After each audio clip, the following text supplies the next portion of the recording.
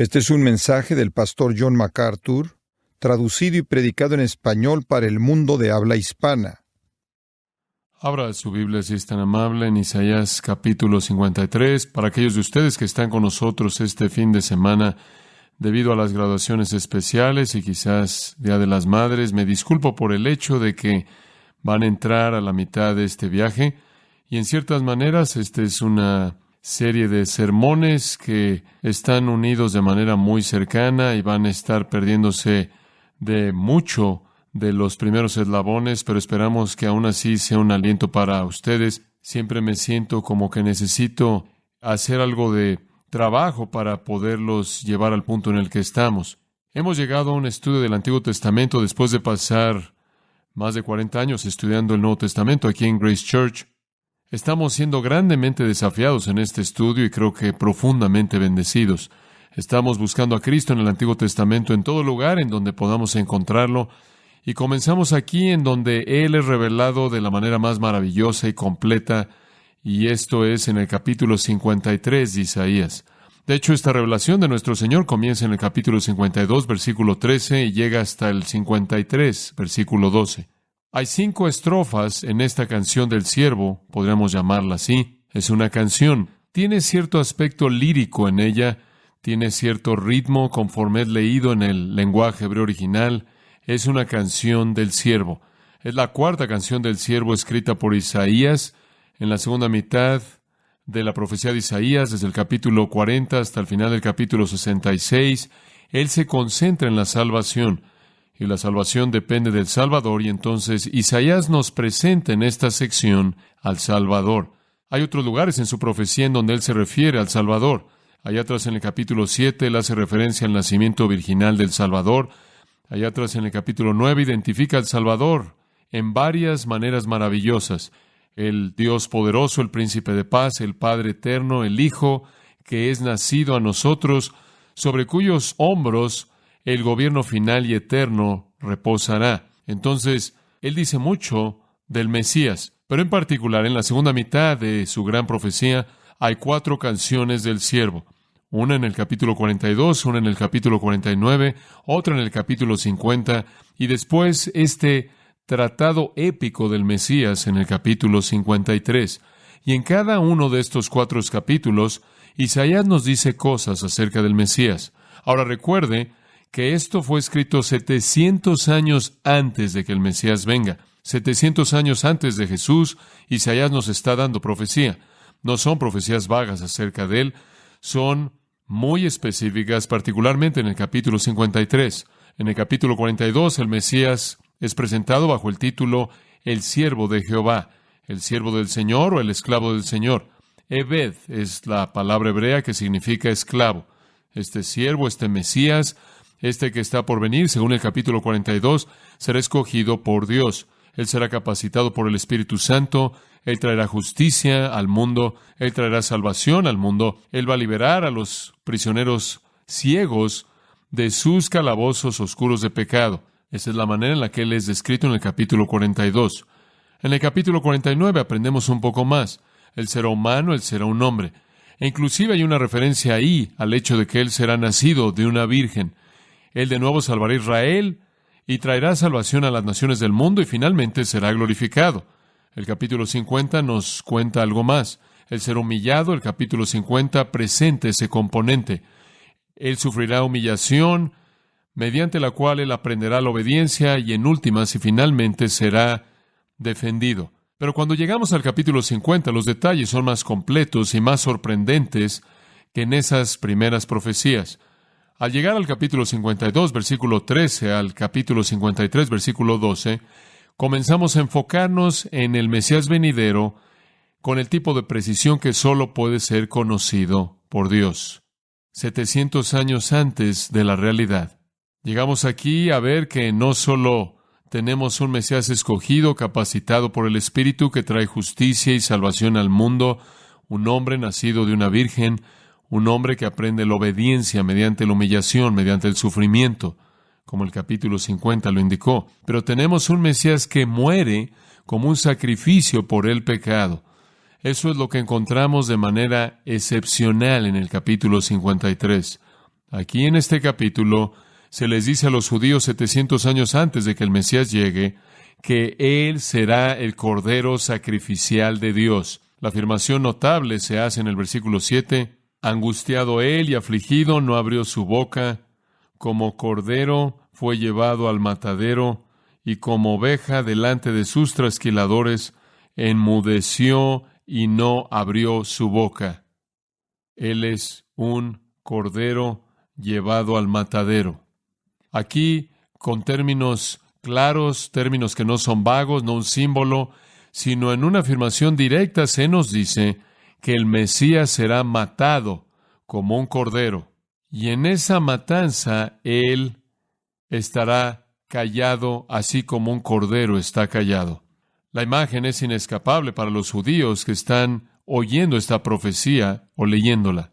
Ellos vivieron en tiempos antiguos en una sociedad agricultural, una sociedad constituida por cosechas, grano, en lugares planos y vides en los costados de los montes, y estaban muy familiarizados con los animales y particularmente con las ovejas. Las ovejas eran parte medular de su vida.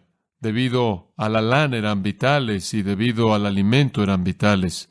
No solo eran trasquiladas, sino que eran comidas. Eran trasquiladas y eran matadas. Y esa era una parte muy conocida de la vida en tiempos antiguos en la tierra de Israel. Mataban ovejas para comérselas, trasquilaban a las ovejas para hacer su ropa. Aquí se les presenta a su Mesías como un cordero que va a ser matado.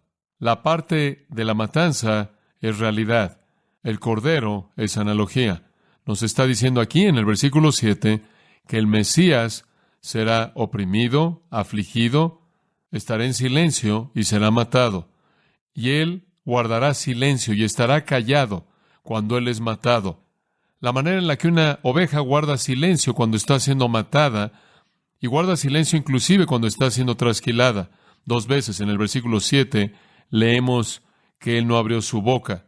Ahora recuerde que aunque este capítulo ve hacia adelante a la muerte de Cristo, también mira hacia atrás, a partir de la conversión de Israel al final de la historia humana. Y esa es la razón por la que los verbos aquí están en el tiempo pasado. Él fue oprimido, Él fue afligido, Él no abrió su boca. Es perspectiva de tiempo pasado, debido a que todo lo que es dicho aquí acerca de la muerte de Jesucristo es dicho no mirando hacia adelante desde el punto de vista de Isaías, sino mirando hacia atrás desde la perspectiva de la conversión futura de Israel, cuando mirarán a aquel a quien traspasaron, como dice Zacarías 12, y llorarán por él como unigénito. Es la perspectiva de la nación de Israel redimida futura que está aún por suceder en la historia humana, cuando miren hacia atrás y se den cuenta de que Él fue oprimido y afligido. Él fue llevado como un cordero al matadero. Él guardó silencio y Él lo hizo todo por las transgresiones de ellos, como lo dice el versículo 8. Entonces usted tiene una perspectiva maravillosa en este capítulo, mientras que es una profecía de la cruz. Solo es de manera secundaria una profecía de la cruz.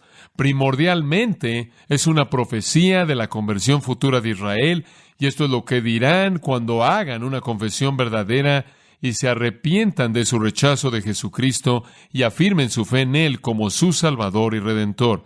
Esto es lo que ellos dirán. Estas palabras en Isaías 53 son su confesión. Entonces, es una profecía sorprendente que va más allá de la cruz y después mira de regreso a la cruz, describiendo no solo la confesión futura de Israel, la salvación futura de Israel y las palabras mismas que ellos dirán, pero de manera secundaria nos da detalles de la cruz, lo cual ellos confesarán, y todos nosotros que somos creyentes ya hemos confesado. Aquello que Israel un día afirmará como una perspectiva verdadera acerca de Cristo, nosotros que somos creyentes en esta generación, tanto judío como gentil, ya hemos afirmado. Somos salvos debido a que creemos que Él fue herido por nuestras rebeliones, que Él fue molido por nuestros pecados, que el castigo de nuestra paz fue sobre Él, y por su llaga fuimos nosotros curados. Somos salvos porque en el versículo 6 creemos que el Señor cargó en Él el pecado de todos nosotros.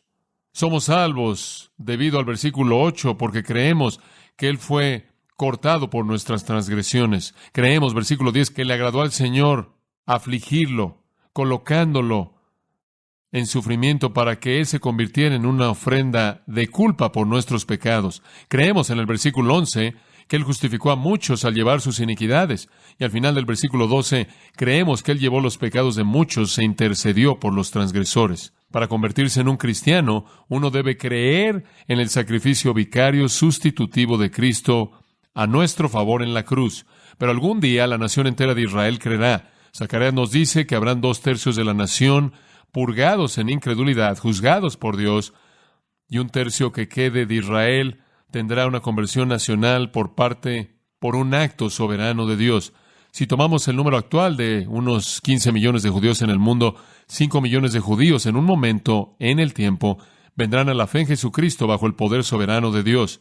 Y por cierto, sin importar lo que está pasando en la escena mundial, no importa cuánto poder nuclear genere el Medio Oriente, no importa cuántas bombas los iraníes puedan diseñar y cuántas puedan apuntar a Israel, no destruirán Israel. No destruirán Israel porque Dios tiene una salvación futura para Israel, escrita a detalle en las Escrituras. Su salvación es prometida en Jeremías 31, es prometida en Ezequiel 36, como hemos visto, es prometida en Zacarías 12 y 13, y es prometida aquí en Isaías 53, en las palabras mismas de su confesión. Y Pablo reitera eso en Romanos y dice, y entonces todo Israel será salvo. Entonces, lo que pueda suceder en la historia inmediata en el Medio Oriente, Dios preservará a su pueblo para su salvación final. Puede haber ataques en esa tierra, puede haber ataques devastadores en esa tierra, pero habrá un Israel que permanezca, que crea en Cristo en el futuro. Aquí descubren por profecía que su Mesías será matado. Eso no es lo que ellos esperaban. Ellos esperaban que Él viniera como rey. Pero antes de que Él llegue como rey la segunda vez, Él tiene que venir la primera vez como cordero. Antes de que Él venga a vivir y a reinar, Él debe venir a morir. A lo largo de la historia, los judíos estaban muy familiarizados con animales sacrificiales. A lo largo de su historia, desde Levítico, cuando fueron instruidos en el libro de Levítico que Dios quería que ofrecieran sacrificios de sangre, lo cual no era nuevo, no en absoluto. Eso se remonta hasta Abel, ofreciéndole a Dios un sacrificio de sangre. Y se remonta hasta Abraham, en donde a Abraham se le dice que ofrezca a su hijo en el altar, y conforme Abraham levanta el cuchillo para meterlo al corazón de Isaac, su mano es detenida y Dios provee un sacrificio. Se les había instruido de que el pecado causa la muerte, que el alma que pecare, esa morirá, como dijo el profeta, y que debe haber una paga por el pecado, y que debe haber un castigo por el pecado. Alguien debe morir, y la demostración de eso está en todo animal sacrificial que fue jamás matado a lo largo de la historia de Israel. No fue que la salvación vino por la muerte del animal, fue que el animal simbolizaba el hecho de que el pecado demandaba la muerte y que Dios estaba dispuesto a proveer un sustituto inocente que moriría la muerte por el pecador penitente. Ningún perdón de pecados sería concedido por Dios fuera de un sacrificio aceptable, sustitutivo de una víctima inocente. Ellos habían conocido a partir de Abraham, Génesis 22, que Dios proveería un sacrificio. Inclusive, en esos primeros años, en los años de Abraham, ellos podían ver hacia adelante para saber quién sería ese sacrificio finalmente. Los animales nunca fueron el sacrificio que satisfizo. Fueron matados por decenas de miles en toda Pascua, desde Éxodo 2 en adelante, hasta la destrucción del templo en el 70 después de Cristo por parte de los romanos. Habían animales sacrificados en el templo y en el tabernáculo diariamente, en el sacrificio de la mañana y en el sacrificio de la tarde. Y después hubieron sacrificios personales, según Levítico 5. La gente tenía que traer sus propios sacrificios.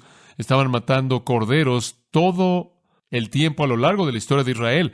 Realmente fue una manera de ver a los sacerdotes y era verlos como carniceros. Eso es esencialmente lo que eran. Cuando ellos iban a cumplir con su deber sacerdotal en el templo, hacían una carnicería de animales durante el tiempo que estaban ahí.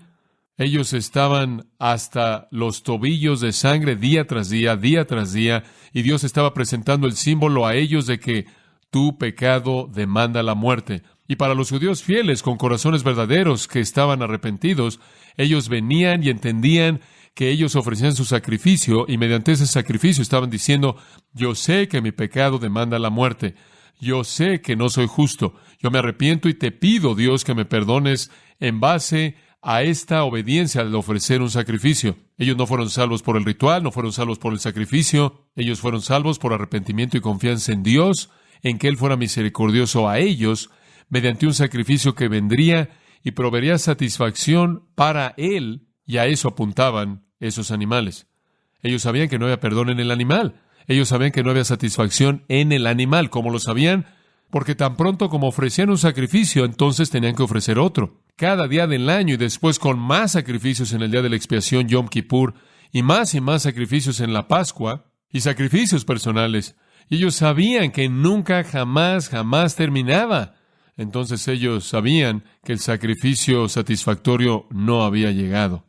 Pero un judío con corazón verdadero, un verdadero israelita, un israelita que conocía y adoraba a Dios de una manera verdadera, entendía que Él era injusto, que Él era miserable, que Él era pecaminoso, que merecía la muerte, y venía en penitencia y obediencia, haciendo lo que Dios le dijo que hiciera, y le pedía a Dios por misericordia y gracia, y esperaba que Dios proveyera el sacrificio. Bueno, nunca ellos habrán esperado que el sacrificio final y aceptable sería ningún otro que el Mesías, quien, por cierto, es presentado como el siervo, ahí atrás en el capítulo 52, versículo 13, y Él prosperará, y será levantado y exaltado, y grandemente exaltado. Y según el versículo 15, Él va a asombrar a muchas naciones, y reyes cerrarán la boca debido a Él. Este va a ser un individuo sorprendente, poderoso, influyente, muy elevado. Al final del capítulo 53, Él recibirá un botín con los grandes y dividirá el botín con los fuertes. Ellos tenían esa perspectiva de su Mesías como un gobernante y rey exaltado, el gran rey, el rey de todos los reyes. Pero ahora descubren que antes de que Él sea establecido como rey, Él va a ser matado. El Mesías matado como un cordero. Si usted ha tenido alguna experiencia con eso, usted sabe que cuando las ovejas van a ser matadas, van en silencio. Tuve esta experiencia bastante interesante allí en Nueva Zelanda y Australia. Hay una oveja llamada la oveja Judas. Ese es el nombre de la oveja que guía a las demás a la matanza. Y todas siguen a la oveja Judas por cierto corredor de metal o de madera hasta llegar a su muerte. Y es una escena de silencio total, totalmente en silencio conforme van a que sus gargantas sean cortadas una por una. Y están con la boca cerrada en la matanza conforme están siendo trasquiladas, y me he sentado durante horas viendo cómo trasquilan de manera sorprendente a las ovejas y el silencio de esas ovejas. El retrato aquí es del Mesías siendo matado y estando en silencio como una oveja está en silencio. Esa es la imagen. La realidad es que el Mesías será llevado a la matanza. La analogía es que como una oveja, Él estará en silencio en esa matanza. Ninguno de los sacrificios previos a la muerte del Mesías satisfizo a Dios. Pero una vez que Jesús fue matado, el velo en el templo fue rasgado de arriba hacia abajo, y todos los sacrificios después de ese fueron cancelados. Y Dios destruyó el templo usando a los romanos poco después. El sistema entero terminó, porque el sacrificio que Dios escogió había sido ofrecido. Entonces aquí leemos en el versículo 7 que Él está callado, en silencio. Podríamos llamar este mensaje el siervo matado, o el siervo callado en silencio, o el siervo matado en silencio. El último profeta del Antiguo Testamento, Juan el Bautista, hombre sorprendente. Él fue un profeta aislado, no vieron otros profetas más que él. Y él vino 400 años después de el anterior. Él está fuera de temporada, él es una anomalía. Él ni siquiera debió haber vivido porque su madre y padre eran estériles. Zacarías el sacerdote y Elizabeth estaban en su edad avanzada, mucho más allá de la capacidad de tener hijos, y Dios milagrosamente les permitió tener a este hijo llamado Juan, quien es llamado el Bautista, pero quizás será mejor identificado como Juan el que bautizaba, porque de ahí él obtuvo su nombre. Pero desde el tiempo en el que él estuvo en el vientre de su madre, él fue lleno del Espíritu Santo.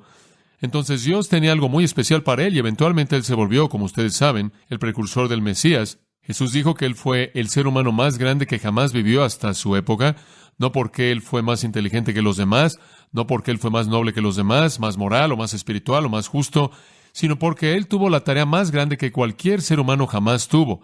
Su grandeza estaba conectada a su deber privilegiado, el cual era apuntar al Mesías. Él es de quien Isaías escribe en Isaías 40, versículos 3 al 5, voz del que clama en el desierto, diciendo, enderezad el camino para el Señor. Él es de quien Malaquías escribió, tanto en Malaquías 3 como en el 4, en donde Malaquías dice que cuando el Mesías finalmente venga, va a venir uno previo a él para declarar su llegada. Él es ese heraldo prometido, ese precursor prometido, el profeta que identifica al Mesías. Y cuando el momento dramático vino, y Juan el Bautista y Jesús estuvieron cara a cara, ojo a ojo, en un lugar público, y Jesús estaba a punto de iniciar su ministerio, fue en el Jordán, y toda Jerusalén y Judea, dice, estaban descendiendo ahí para ser bautizados por Juan, porque Juan estaba diciendo, el Mesías está aquí, el Mesías está aquí, preparen su corazón, y él estaba predicando el reino y justicia, y diciéndole a la gente que se preparara, y él estaba ofreciendo este bautismo, el cual era un símbolo de su deseo por ser limpiados, y masas de personas estaban ahí, y un día Jesús se aparece, y ¿cómo es que Juan presenta a Jesús? Él no dice, aquí su rey, él dice, he aquí el Cordero de Dios, que quita el pecado del mundo, y eso sale de Isaías 53. Eso es lo que él dijo la primera vez que él apuntó a Cristo, Juan 1:29. Al día siguiente, el día después, de nuevo Cristo está ahí, y de nuevo cara a cara, y Juan de nuevo dijo, he aquí el Cordero de Dios. Juan no explica nada. Había suficiente en Isaías 53 para entender que el Mesías vendría como un cordero y un sacrificio por el pecado, uno que iba a ser matado e iba a guardar silencio en la matanza. Israel tendría a su rey vivo exaltado, pero solo después de que él fuera un cordero moribundo rechazado. La imagen aquí es tan prosaica. El versículo 6 dice, todos nosotros nos descarriamos como ovejas, cada cual se apartó por su camino. Ese es el retrato de la humanidad pecaminosa. Todos somos ovejas que nos descarriamos. Entonces el siervo se convierte en uno de nosotros, un cordero, para convertirse en el cordero sacrificial para salvar a las ovejas. Ahora, vamos a embarcarnos en los versículos 7 al 9 en esta mañana. No lo vamos a terminar, pero es la penúltima, la cuarta estrofa en las 5 estrofas que constituyen este pasaje sorprendente. Y el énfasis primordial en los versículos 7 al 9 es el silencio, o por así decirlo, sumisión, disposición, obediencia. Aquí está el siervo sufriente de Jehová, sufriendo hasta la muerte, de manera dispuesta, voluntaria. Aquí es en donde él vive, no se haga mi voluntad, sino la tuya, como él oró en el huerto. La boca, podría decir usted, del Mesías es presentada. En el versículo 7, él no abrió su boca.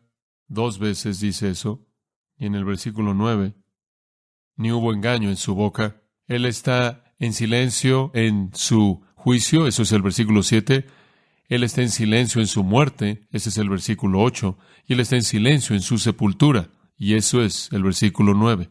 Aquí de nuevo, en el futuro, Israel mirará atrás y se dará cuenta de que el silencio de él fue una disposición a ser matado, como el versículo 8 dice, por la rebelión de mi pueblo, quien merecía morir. Ellos tendrán una perspectiva totalmente diferente del juicio, muerte y sepultura del Mesías. Ahora, quiero decir algo aquí en un sentido más amplio. Este capítulo es tan crítico para alguien que quiere presentar un evangelio fiel, porque el lenguaje aquí es el lenguaje del evangelio.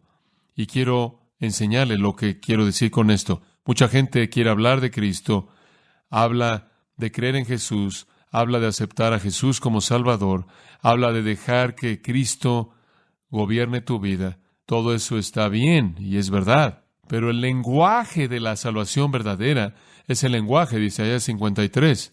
Cuando los judíos en una generación futura, o cuando usted y yo en esta generación, mira a Jesucristo, así es como lo debemos ver, no como un maestro, no como una especie de Salvador benigno, dispuesto, aunque Él es un maestro y ciertamente un Salvador. Pero tenemos que ver a Cristo en el lenguaje de sacrificio. Muy bien, esa es la frase operativa.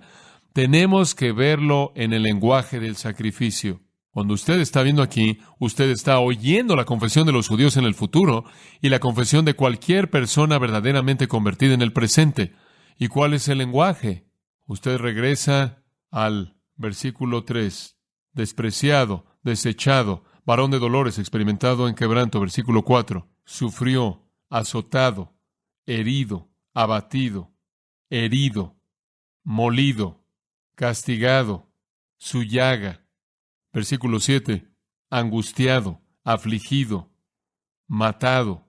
Versículo 8, cárcel, juicio, fue quitado, lo cual significa matado, cortado, herido, al final del versículo 8. Versículo 10, Jehová quiso quebrantarlo, sujetándole a padecimiento. Él es una ofrenda por la culpa, versículo 11 y 12, llevando la iniquidad, llevando el pecado. ¿Qué estoy diciendo?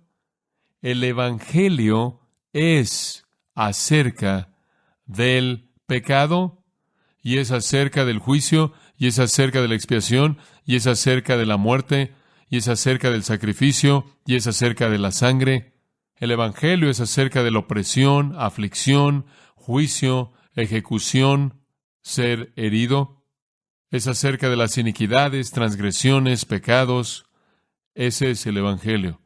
Así es como tiene que ser entendido y explicado. Claro que la tendencia actual tiende a apuntar a un mensaje inofensivo, una referencia reducida, marginal a Cristo. Ese Lewis Johnson dijo, los cristianos reinician su teología a toda nueva idea, como reiniciar tu reloj cada vez que encuentras un reloj que es diferente. Pero las palabras de salvación son las palabras que encuentra usted en Isaías 53. Así es como usted tiene que entender la muerte de Cristo, así es como otros tienen que entenderla. ¿A quién se hace referencia aquí? ¿Quién sufre un juicio como el versículo 7 describe, una muerte como el versículo 8 describe, y una sepultura como el versículo 9 describe? ¿Quién es este? ¿Quién es este esclavo de Jehová, sufriente, sumiso? ¿Quién es este hombre inocente, sin pecado, sin embargo, que persevera con paciencia y con disposiciones afligido con una muerte tan brutal? ¿Quién es este? Solo hay una respuesta posible, y esa es el siervo de Jehová, quien es el Mesías, quien es Jesús. Y Él no está atrapado en alguna red de circunstancias que están fuera de control, sino que más bien en silencio está cediendo a todo lo que sucede. Ahora, el Mesías habla en la canción del siervo en el capítulo 42, el Mesías habla en la canción del siervo en el capítulo 49, el Mesías habla en la canción del siervo en el capítulo 50, el Mesías no dice nada en Isaías 53, no hay ninguna palabra.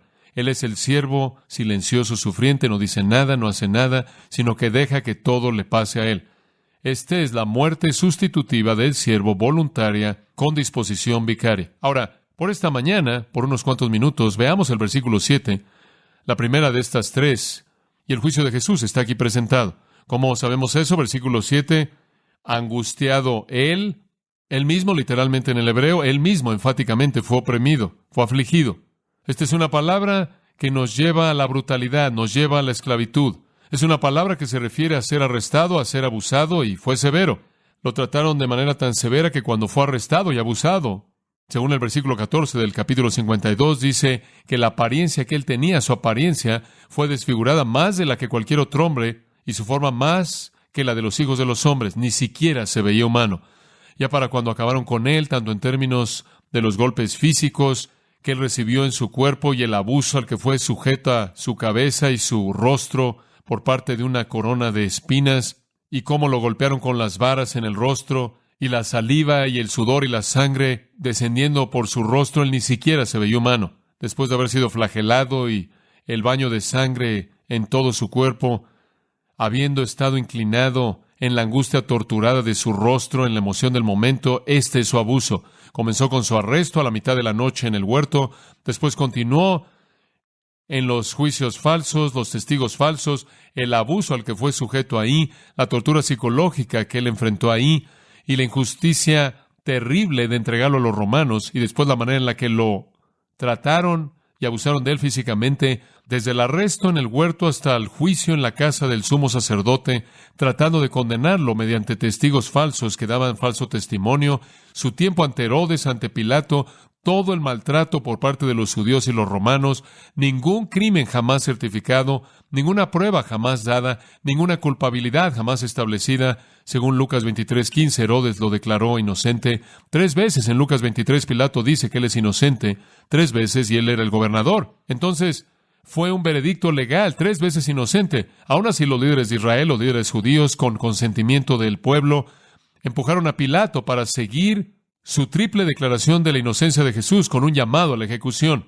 Eso es lo que él hace en Lucas 23:25. Bueno, eso es lo que es visto aquí en el versículo 7. Él fue angustiado. Y después dice que él fue afligido. Pero es un verbo pasivo y realmente necesita ser visto de una manera un poco diferente, un poco más de cerca. Él permitió que sí mismo fuera afligido. Esa es la manera en la que usted traduciría un verbo pasivo. Pasivo significa que sucede. La acción le sucede a usted, no por parte de usted. También llega a significar y podría ser traducido de manera apropiada de esta manera, como en Éxodo 10:3. Él se humilló a sí mismo, lo cual es otra manera de decir que él permitió que lo afligieran. Pablo bien pudo haber tenido esta frase en mente cuando escribió Filipenses 2. Él se humilló a sí mismo y se hizo obediente hasta la muerte, muerte de cruz. Ese bien podrá ser un reflejo directo de Isaías 53:7. Esto no es normal para gente inocente que está siendo torturada. Normalmente una persona oprimida, torturada, que es inocente y sabe que esta es una injusticia terrible, clama por la injusticia y clama por la inocencia, pero no el siervo de Jehová. Él no dice una palabra, no abrió su boca. A pesar del hecho de que esta fue una injusticia mala, impía, miserable, en contra no solo de un hombre inocente, sino de un hombre perfectamente santo y justo. Él no abrió su boca. Los pecadores no sufren en silencio. No sufrimos así. Está la voz de la culpabilidad. Cuando sufrimos por nuestro pecado, clamamos como David lo hizo en el Salmo 32 y en el Salmo 51, ¿verdad? Contra ti solo he pecado. Lávame, límpiame, hazme limpio. Ese es el clamor del pecador culpable. El clamor del pecador inocente es Job, quien repetidamente clama a Dios por su inocencia. Job 7:1-13. Todo eso está diciendo Dios. ¿Por qué está pasando esto? Yo soy un hombre inocente, no soy culpable de aquello de lo que aún mis propios amigos me están acusando de que soy culpable. Los pecadores no sufren en silencio. Cuando sufrimos por la culpabilidad, clamamos a Dios por perdón. Y cuando sufrimos por inocencia, clamamos a Dios y preguntamos ¿por qué? Pero Él sufre en silencio. Él ha sido cazado a la mitad de la noche y encontrado en el huerto de Getsemaní después de la medianoche. Han venido a Él en el Nuevo Testamento. Los escritores del Nuevo Testamento nos dicen, con una multitud enorme, policías del templo, líderes religiosos, soldados romanos para arrestarlo, cazado como algún tipo de animal nocturno. Él es arrestado, Él es traicionado por Judas, Él es llevado en custodia, maltratado, torturado, atormentado, abusado en toda manera imaginable y que no nos imaginamos, y después llevado a la ejecución sin ninguna resistencia, sin ninguna queja. Cuando Él es traído ante el sumo sacerdote, Mateo 26, nos dice que Él estaba en silencio. En el siguiente capítulo, Mateo 27, Él fue llevado ante los principales sacerdotes y los escribas, ancianos, y Él estuvo en silencio. En Marcos 15, Él fue llevado delante de Pilato, y Él estuvo en silencio. Y Juan 19 registra lo mismo, su silencio ante Pilato. En Lucas 23, Él fue llevado ante el rey idumeo que servía bajo Roma, llamado Herodes, y de nuevo Él estuvo en silencio. Él estuvo en silencio delante del sumo sacerdote, el Sanedrín. Él estuvo en silencio ante Pilato. Él estuvo en silencio ante Herodes. Él nunca dijo una palabra en defensa de sí mismo y su inocencia. Isaías dice que Él fue como un cordero. Él fue llevado a la matanza como una oveja que está en silencio ante sus trasquiladores. Entonces Él no abrió su boca. El asunto aquí es la disposición del Mesías a morir. Este no es un buen plan que salió mal. 700 años antes de que Jesús se apareciera, la profecía es clara en que cuando Él venga, Él vendrá como un cordero para ser matado. Y cuando Él llegó, antes de que Él comenzara su ministerio, Juan dice, he aquí el Cordero de Dios que quita el pecado del mundo.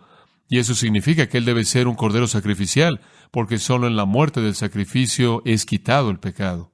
Cuando Jesús murió, al final de los 3 años de su ministerio, eso no fue, como algunos han tratado de presentarlo, algo bueno que salió mal. Esa fue la razón misma por la que Él vino en primer lugar. Pudo haber dicho muchas cosas ante sus acusadores. Hubieron muchas cosas que Él pudo haberle dicho al sumo sacerdote, a los principales sacerdotes que constituían el Sanedrín. Él pudo haberle dicho mucho a Pilato y Herodes, pero no lo hizo. Estuvo el silencio de la sumisión a la voluntad de su Padre, pero también estuvo el silencio del juicio. No escucharon y ahora no tengo nada que decirles. Cuando hablé de la vida y la salvación, cuando hablé del perdón y el reino de Dios, ustedes no quisieron oír y ahora no tengo más que decirles. Él está en silencio absoluto en el juicio. Y el versículo 7 termina de nuevo diciendo, y no abrió su boca. No solo aceptó el juicio injusto de los hombres, sino que Él aceptó el juicio justo de Dios, en lugar de pecadores injustos para hacerlos justos. Ningún sacrificio fue jamás tan perfecto, ningún sacrificio jamás fue tan puro. Aquí está el Cordero de Dios sin mancha, sin pecado, aceptable a Dios, escogido y elegido por Dios, muriendo por pecadores. Es aquí, queridos amigos, que la soteriología del Antiguo Testamento alcanza su ápice. Este es el punto elevado del Antiguo Testamento. El Mesías es el sacrificio, matado por Dios por nosotros. Él es el siervo de Jehová. Él es el esclavo de Jehová. Y su servicio demanda que Él muera, que Él sea castigado por nuestro bienestar, que Él sea azotado por nuestra llaga, que Él sea aplastado por nuestras iniquidades, que Él sea traspasado por nuestras transgresiones, y como el versículo 8 lo expresa, que Él sea quitado de la tierra de los vivientes por nuestras transgresiones, aquellos que merecemos la muerte. Ese es el mensaje del Evangelio, y es un mensaje de pecado y juicio y muerte y sacrificio. El siervo de Jehová, sufriente, silencioso, sumiso, matado, menospreciado, recibe el castigo de Dios por la deuda moral enorme de los elegidos de toda la historia humana y paga el precio del rescate con su vida. Ahora, eso es el versículo 7. Ese es el juicio que nos lleva a su muerte en el versículo 8. Eso es para la próxima vez. Lo vemos en silencio en la muerte, inclusive en silencio en la sepultura. Versículo 9. Inclinémonos en oración. Padre, no podemos evitar sino oír las palabras sorprendentes de Pedro, quien dice acerca de Cristo, Él no cometió pecado, ni se halló engaño en su boca, tomado exactamente del versículo 9, quien cuando le maldecían, no respondía con maldición, cuando padecía, no amenazaba, sino que se encomendaba a aquel que juzga justamente. Y Él mismo llevó nuestros pecados en su cuerpo, en la cruz, para que podamos morir al pecado y vivir a la justicia, porque por su llaga fuisteis vosotros sanados. Estamos boquiabiertos por el asombro de este sacrificio de Cristo. Estamos asombrados del hecho de que tú nos lo hayas aplicado a nosotros, que somos totalmente indignos. ¿Por qué es que tú nos has seleccionado de todo el mundo para recibir este mérito poderoso? Esto va más allá de nuestra comprensión, pero está detrás de nuestra adoración. Es la razón por la que te amamos, te alabamos, te adoramos. También es esta gran realidad de que tú nos has llamado a proclamar hasta los fines de la tierra que todo aquel que invocar el nombre del Señor será salvo, judío o gentil. Este es el día de la salvación, este es el tiempo aceptable. Sí, habrá un tiempo futuro al final de la historia humana, cuando la nación Israel será salva, pero mientras tanto, todo aquel que invocar el nombre del Señor será salvo. El Evangelio es poder de Dios para salvación a todo aquel que cree, judío o gentil. Pedimos, Señor, que el día de hoy, inclusive en esta hora, que tú atraigas a algunos a ti, judío o gentil, que están sentados y oyendo esto, que este sea el momento en el que salgan de las tinieblas a la luz, de la muerte a la vida, de la confusión a la claridad, de la ignorancia al conocimiento, de la muerte a la vida, y que sean traídos a Cristo de manera irresistible por tu Espíritu Santo bendito, que este día sea un día de salvación. Padre, lleva a cabo una obra en corazones y cumple eso para tu gloria, para tu honra, para que el cielo pueda regocijarse por la llegada a casa de un pecador perdido. Oramos porque tú seas honrado de esa manera, para que tú seas exaltado. En el nombre de Cristo. Amén. Usted ha escuchado a John MacArthur, maestro bíblico de Gracia a Vosotros. Para más información y acceso gratuito a todos los mensajes de John, así como una lista de libros incluyendo la Biblia de estudio, visite la página web en